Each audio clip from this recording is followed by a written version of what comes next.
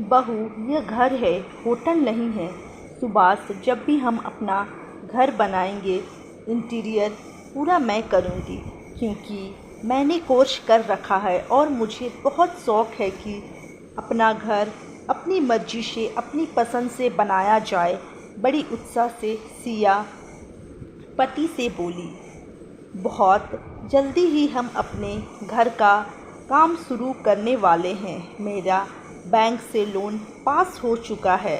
तुम जितना टाइम दे सकती हो देना और अपनी मर्जी से अपने घर को सजाना। मुस्कुराते हुए सुभाष ने कहा। सुभाष को एक विदेशी कंपनी में बहुत शानदार नौकरी मिली हुई है।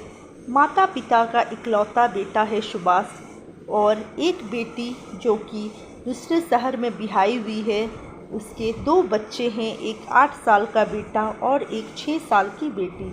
सुभाष की शादी को भी 8 साल हो चुके हैं और उसका 6 साल का एक बेटा है। अपने माता पिता, पत्नी और बच्चे के साथ सुभाष इसी पुराने घर में रहता है जो माता पिता ने बनवाया था। आज के ज़माने के हिसाब से अब यह घर पुराना लगता है। शिया को बहुत शौक़ है कि अब नया घर बनाया जाए।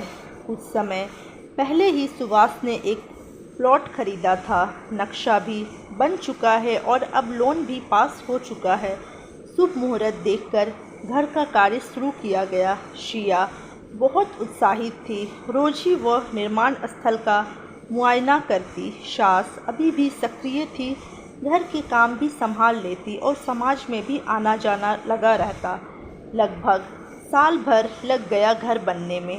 अब इंटीरियर का काम शुरू हुआ, जिसे बड़े ही उत्साह से शिया अपनी पसंद से करने लगी। घर का एक एक सामान वह चुन चुन कर ले रही थी, जो अलग हटकर दिखाई पड़ता था।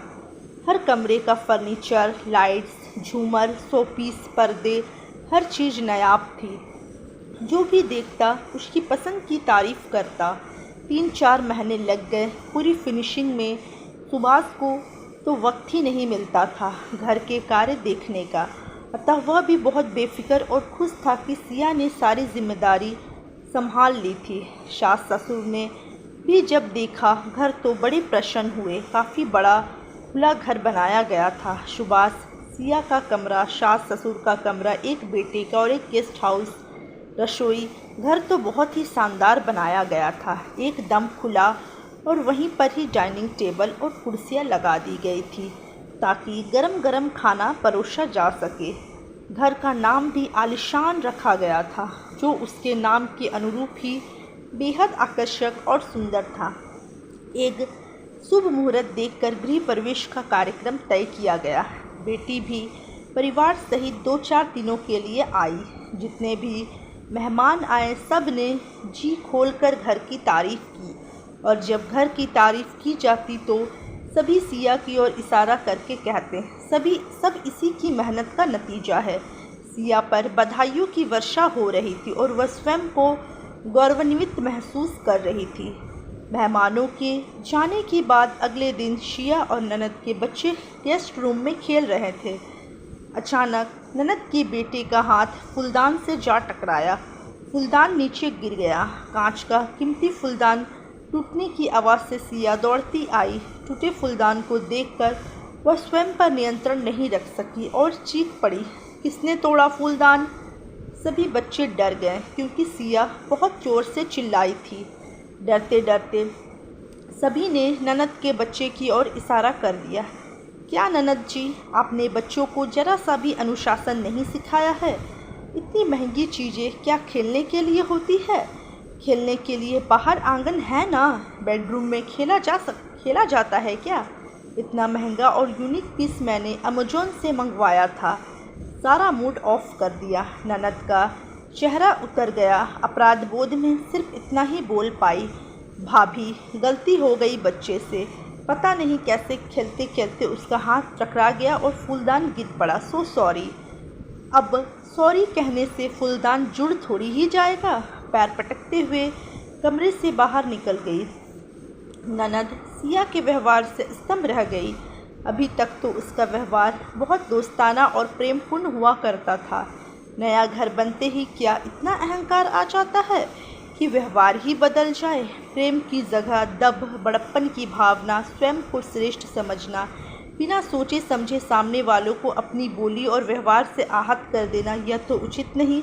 खैर, 2 दिन बाद वे लोग अपने घर चले गए। समय बीतने के साथ साथ सिया के व्यवहार में भी साफ फर्क महसूस हो रहा था। उसका पूरा ध्यान घर को साफ, आकर्षक, सजा धजा बनाए रखने में ही लगा रहता था। एक तरफ का सफाई मेनिया हो गया था उसे। परिवार के सभी सदस्यों को वह डांटती रहती, जिसमें सास, ससुर, पति, बेटा सभी आते। पापा जी, आप अखबार अपने कमरे में बैठकर पढ़ा करिए, आप ड्राइंग रूम में बैठकर पढ़ते हैं और यहीं पर रखकर चले जाते हैं। उसके सारे पन्ने बिखरे रहते हैं, सारा कमरा अस्त व्यस्त लगता है। सुभाष, नहाने के बाद बाथरूम में वाइपर लगा दिया करो, सारा पानी फर्श पर रहता है, पैर भी फिसल सकता है और गंदा भी लगता है। मैंने इतने शौक से इतना सुंदर बाथरूम बनवाया है तो कम से कम उसको संभाल भी तो होना चाहिए। मम्मी जी, आपका कमरा बिखरा बिखरा लगता है। इतनी सारी अलमारियां बनाई हैं तो सामान उसके अंदर रखना चाहिए ना। कभी पलंग पर टॉवल पड़ा है, कभी टेबल पर पेपर पड़ा है, कभी आपके कपड़े इधर उधर बिखरे रहते हैं। ये सब अच्छा नहीं लगता। नए घर में आए हैं तो उसका रख रखाव भी तो होना चाहिए ना। मैंने कितनी मेहनत की है इस घर को बनाने और सुंदर सजाने में। बेटे को तो वो हमेशा ही टोकती रहती, गुड्डू तुम्हारे पलंग की चादर कितनी मुड़ी तुड़ी हुई है, पलंग पर खिलौने बिखरे हुए हैं, स्कूल बैग अलमारी के अंदर क्यों नहीं रखा, जूते चप्पल की जगह अलमारी होती है जो बाहर बनी हुई है, तुम्हारे कमरे के अंदर जूते कैसे आ गए। इतना सुंदर घर इतनी मेहनत से बनाया है तो उसे साफ भी तो रखना चाहिए, या नहीं। बुरा तो सबको लगता था लेकिन कोई बोल नहीं पाता था। सही है कि सिया ने बहुत मेहनत की है और इतना सुंदर घर बन गया है, लेकिन हर बार मैंने मेहनत की है, घर बनवाया और घर की सफाई रखनी चाहिए, यह सुनते सुनते सब उबने लगे थे। कुछ ही दिनों में सभी को महसूस होने लगा कि नया घर बनने के बाद शिया का व्यवहार सौम्य, शालीन, प्रेम पूर्वक नहीं रहा। वह छोटी छोटी बातों पर सबको डांट लगाने लगती थी। कोई भी चीज़ जरा इधर उधर हो जाती तो वो चिल्लाने लगती थी। 2-3 महीने के बाद गर्मी की छुट्टियां शुरू हुई। ननद हमेशा की तरह 15-20 दिनों के लिए मायके रहने के लिए आ गई। बच्चे तो दिन गिनते रहते थे कब परीक्षाएं ख़त्म हो, छुट्टियां लगे और वे नाना नानी के घर जाएं। ननद ने देखा कि गृह प्रवेश के वक्त घर जैसा चमक रहा था वैसा ही आज भी चमक रहा है। उसमें ज़रा भी परिवर्तन नहीं आया था। उसे अच्छा भी लगा कि भाभी ने कितनी अच्छी तरह से मेंटेन करके रखा है। तीनों बच्चे डाइनिंग टेबल पर बैठकर खाना खा रहे थे। खाने के बाद सभी ने अपनी प्लेट उठाई और रखने के लिए अंदर ले जाने लगे। अचानक ननद की बेटी के हाथ से प्लेट छूट गई और नीचे गिर गई। चाहे प्लेट स्टील की थी, उसमें जो थोड़ी बहुत सब्जी दाल बची हुई थी वह सारे फर्श पर बिखर गई और साथ ही दीवार पर भी उसके दाग लग गए। सिया एकदम चिल्ला पड़ी, कितने लापरवाह हो तुम लोग, कोई काम तरीके से नहीं होता, सारा फर्श गंदा कर दिया और दीवार पर से तो अब दाग निकल भी नहीं पाएंगे या नहीं। सभी बच्चे सहम गए और ननद का चेहरा भी उतर गया। सासू माँ ने देखा तो वह मुँह खोलने ही वाली थी कि शिया बोल पड़ी, मम्मी जी आप प्लीज़ बीच में मत बोलिए, मुझे अपने हिसाब से घर को मेंटेन करने दीजिए। इतनी मेहनत से घर बनवाया है मैंने, बच्चे छोटे नहीं हैं, उन्हें अनुशासन तो सीखना ही होगा ना। किस तरह घर को व्यवस्थित रखना चाहिए, हर सामान निश्चित स्थान पर ही रखना चाहिए। बस करो बहू, जब से नया घर बना है तुम तो बौरा गई हो, तुम्हारा सारा ध्यान घर को सजाने और साफ सफाई में ही लगा रहता है। तुम यह क्यों नहीं समझती, यह घर है, होटल नहीं है। होटल को 24 घंटे साफ और चमकदार रखना ज़रूरी है क्योंकि वहाँ ग्राहक आते हैं, उन्हें प्रभावित करना होता है, वहाँ व्यापार होता है। यह हमारा घर है, पवित्र घर, जहाँ रिश्ते फलते फूलते हैं, जहाँ प्यार, अपनेपन, मान सम्मान की बातें होनी चाहिए। पूरा वक्त घर की साफ सफाई सजावट के पीछे लगकर परिवार के सदस्य को डांटने डपटने में लगे रहना, ये कहाँ तक उचित है। यह सच है कि इसे बनाने संवारने में तुमने खूब मेहनत की है, लेकिन इसका अर्थ यह तो नहीं है कि तुम बात बात में इसका एहसास कराओ और एहसान जताओ। हम लोगों के पीछे तो तुम पड़ी ही रहती हो। पिछले दिनों तुम्हारा बेटा मुझे कह रहा था, दादी पुराना घर ही अच्छा था, माँ कितना प्यार करती थी और हम सब मिलकर खेलते खाते थे।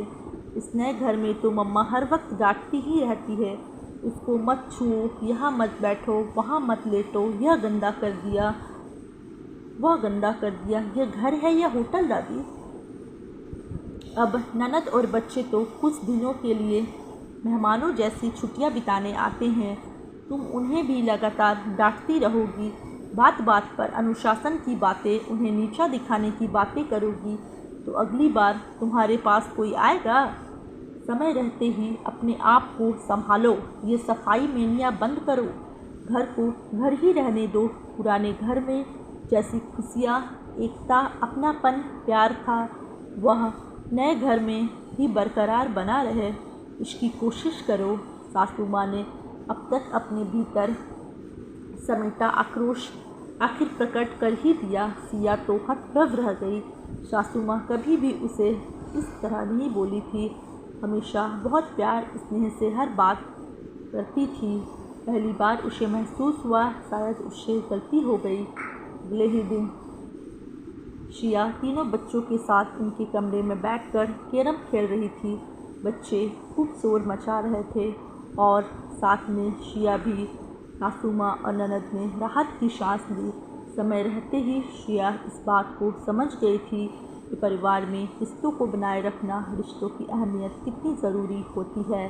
भौतिक वस्तुएं हमारी सुविधा के लिए होती है, उनके पीछे रिश्तों में खटास पैदा करना बहुत बड़ी गलती है। तो दोस्तों, कैसी लगी आप लोग को ये स्टोरी? अगर अच्छी लगी होगी तो वीडियो को लाइक ज़रूर कर दें और चैनल में नए हो तो चैनल को सब्सक्राइब करना बिल्कुल भी ना भूलें।